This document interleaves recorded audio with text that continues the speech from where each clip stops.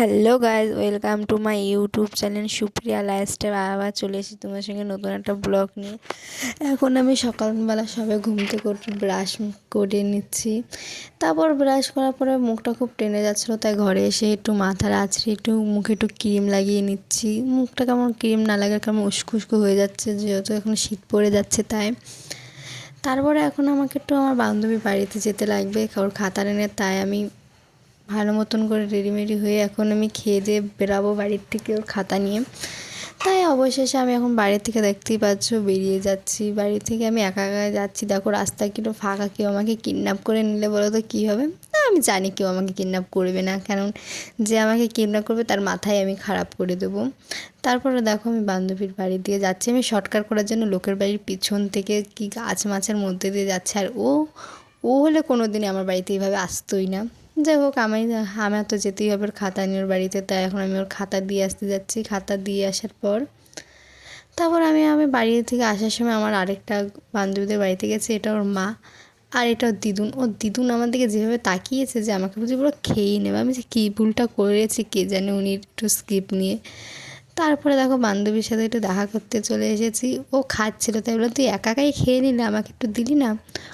ও কোনো রিপ্লাই দিল না, ও শুধু হাসছে আর কী যে খুঁজছে কে জানে।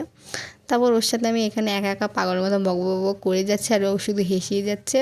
আর কী করবো, ও তো কিছুই করেনি। তারপর ওদের ঘর থেকে বেরিয়ে এসে এখন আমার পাশের বাড়ি মামাদের বাড়িতে একটু ছাদ হচ্ছে, নতুন ছাদ হয়েছে, তাই ওদের বাড়িতে একটু যাচ্ছি দেখতে। দেখি কেমন হয়েছে। আর ওর মা তো পিছ থেকে মামি শুধু বলতেই আছে যে ছাদে যাবি, ছাদে গেলে কোণার দিকে যাবি না। আমি আবার বললাম যে আমরা বাচ্চা নাকি যে ছাদের কোণায় চলে যাবো, একটু যেয়ে দেখি। এটা ওদের বাড়িতে ছাদ, দেখতেই পাচ্ছ। এখন আমি ওদের বাড়ির ছাদে একটু অনেক কতটা সিঁড়ি কে জানে, এই কুটি কুটি পায়ে উঠে উঠে যাচ্ছি। দেখতে পাচ্ছ যাচ্ছি আর সিঁড়ি করতে যেন কে জানে। দেখি ওদের বাড়ির ছাদটা কেমন হয়েছে, গিয়ে দেখি। দেখার পরে ভালোই দেখা যাচ্ছে, দেখতেই পাচ্ছ। তারপর ভালোই বুঝে লোকেশনটা ভালোই হবে, এখানে ভিডিও বানালে বেশ ভালোই আসবে। দেখবো একদিন করে, দেখবো কেমন আসে, তখন তোমরা দেখো। তারপর আস্তে আস্তে ছাদে যাচ্ছি।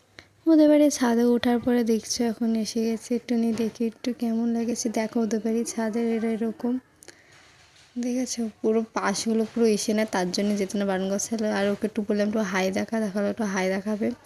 এখন আমি বাড়িতে যাব, বাড়ি থেকে একটু স্নান খাওয়া দাওয়া করে এখনই পড়তে যাব, তাই পড়তে যাওয়ার জন্য একটু মুখটা ধুয়ে এসে এখন একটু মুখে ক্রিম লাগিয়ে নিচ্ছি। তারপর একটু নিয়ে ভালো মতন করে রেডি হতে হবে। দেখো আমরা এখন বেরিয়ে গেছি পড়তে যাওয়ার জন্য, আর আমরা এক একটা স্টলের মধ্যে দুজনে চিপকে রয়েছে, মানে গার্লফ্রেন্ড বয়ফ্রেন্ড। আমরা একা না, দেখো আরও দুজন যাচ্ছে, মানে ওরা দুজন তো আমাকে পাত্তাই দিচ্ছে না, নিজেদের মতন চলেই যাচ্ছে, মানে গল্প করতে তো এত মগ্ন যে আমরা আছি তাকে না। তারপরে আমরা যেমন পড়ার থেকে বেরিয়ে এখন বাড়ির দিকে যাচ্ছি, তো সবাই বাই বাই, পরে আবার দেখা হবে পরের ব্লগে। সবাই একটু সাবস্ক্রাইব এবং লাইক কমেন্ট শেয়ার করে দিও।